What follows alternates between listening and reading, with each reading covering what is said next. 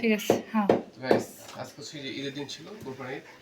আমরা মোটামুটি হচ্ছে যে মাংস কেটে আমরা ভাগে পাইছি হচ্ছে 51 কেজির মতো, মানে টোটাল 102 কেজি মাংস হয়েছে।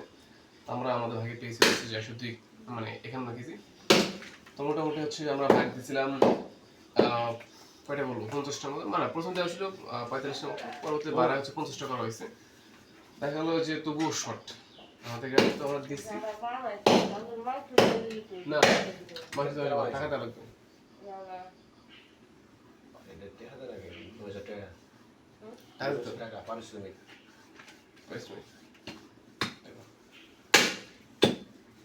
যে বলছিলাম কথা বলে কথা হচ্ছে হারায় যায়।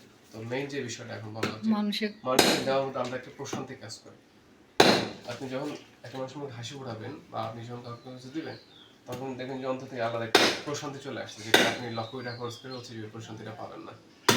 তো আমি আমার বড় বাচ্চা প্রতি বছর হচ্ছে যে এগুলা দিয়ে থাকি। মানে আমাদের বাসায় যাই কিছু নিয়ে আসে না কেন, গরু নিয়ে এসে, খাসি নিয়ে এসে সব দিয়ে দিই। যেমন এবার হচ্ছে জাস্ট আমার বাসায় অল্প একটু মাংস রাখছি, আর মোটামুটি বাদ বাকি সব এই 40-45 কেজি শেষ দান করে দিচ্ছি, মানুষকে দিচ্ছি। মানুষ আসতেছে, দেখছো ওরাও খুশি হচ্ছে, আমরা খুশি হচ্ছি। কারণ সবার তো টাকা পয়সা না যে সবাই আছে যে নিয়মিত মানুষ। আলহামদুলিল্লাহ আল্লাহ আমাদেরকে এবার তো বিধান করছে, আমরা তো মোটামুটি মানুষকে দিয়ে থাকি। তো মানুষ পারে না, না না না না মানুষ ইসলাম নির্দিষ্টভাবে বলে দিছে, যাদেরকে কাজের জন্য নিয়ে আসবে তাদেরকে পারিশ্রমিক দিতে হবে। মানুষের বিনিময়ে এটা করা যাবে না। 500 টাকা করে।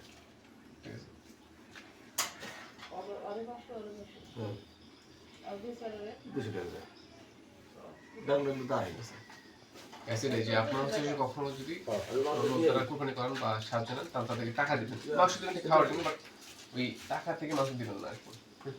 আপনারা হচ্ছে যে মাংস আলাদা দিবেন। তো বড় ভাই এইগুলো আমাদের পাওয়া করে গরু যে পা ছিল কেটে ফেলছে। তো কারকে দেবে মনে আছে তো নাকি? কারকে দেবে মনে আছে তো? ঠিক আছে গাইস, অনেক কথা বললাম। এখন হচ্ছে আমরা একটু ফ্রেশ শেষ হই। আমাদের হাত পা একদম অবস্থা খারাপ, সেই সকাল থেকে কাজ করতেছি। পায়ের অবস্থা খারাপ, হাতের অবস্থা খারাপ, প্যান্ট ট্যান্ট একদম সব শেষ, নষ্ট হয়ে গেছে। এখন পাবলিক কাজ করতে হবে একটু। ঠিক আছে, আল্লাহ হাফেজ।